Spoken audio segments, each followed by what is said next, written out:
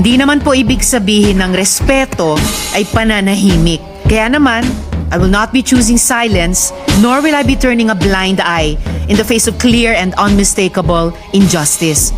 Alam po ba ninyo na apat sa hinihingi ng Supreme Court ay nandun po sa puso ng due process? Ano po yung hinihingi? Sinabi lamang po ng Supreme Court, pwede bang ibigay nyo sa amin kung lahat ng miyembro ng House of Representatives ay binigyan ninyo ng kopya at kailan? Alam po ba ninyo kung anong sagot? Ito po yung sagot nila. Sa Tagalog po, wala po kayong pakialam dito sa amin. Kaya po pala ang dami kong kasama doon, wala talaga silang kopya. Ako nga po hindi nabigyan eh. Baka sakaling malay po ninyo baka pumirma ako, hindi ba? Matibay ang gusto ng Korte Suprema. Gusto niyang makita na lahat ay dumaan sa kayusan. Eh hilaw nga po eh. Ba't hindi po kayo magluto ng mas masarap na kanin? Ba't pinipilit po natin ang isang bagay na hilaw at pinipilit niyong ipakain sa atin? In fact, the Supreme Court has reversed a unanimous decision in a lot of instances before. League of Cities of the Philippines versus COMELEC. Original decision 2008, reversal on motion for reconsideration 2009. Senator Marcoleta. May I know from the good senator if these decisions are bank decisions? Yes, Mr. President, unbanked decisions po. Well, you have to cite the I gladly jurisprudence. cite the GR number po bang hinihingi, Mr. President? Pagka sinabi po bang lahat po ng members ng Supreme Court, 15 of them, unanimous. To Kasi reiterate po what I... baka division lang yan, dahil 5 lang yun. Hindi po No, bank Mr. yun. President, to reiterate what I already said, mga ano po ito, mga reversal ng unanimous Supreme Court decisions. Yes, but I am At sa asking for dalawang qualification, halimbawang Mr. President, binigay ko whether po these are on bank MR. decisions or decisions by a division. 1. Unconstitutional, void ab initio, violative of due process.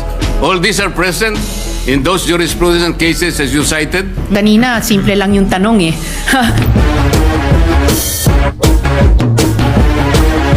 So, may kasabihan po tayo, ang tumatakbo ng matulin, kung matinik ay malalim.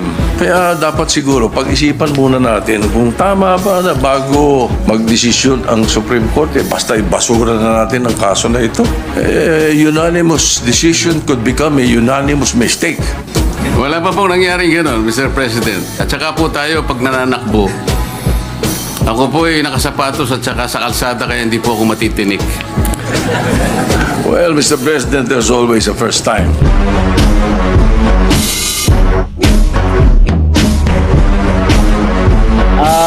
Kami pong mga bago, may mga robe na rin po pero hindi pa po nadudumihan. Hindi po magagamit, no? Ang posisyon ko po, mag-convene ang impeachment court at doon natin i-decide ang mga bagay-bagay na ito. In case the verified complaint or resolution of impeachment is filed by at least 1/3 of all members of the House, the same shall constitute the articles of impeachment and trial by the Senate shall forthwith proceed. Totoo nga po na yung binasa niya. Ngunit, Mr. President, this cannot be applied in isolation of paragraph 8 na nandito rin po. The Congress shall promulgate its rules on impeachment to effectively carry out the purpose of this section. Kaya po ang sinusunod ng House dapat yung rules of procedures in impeachment proceedings.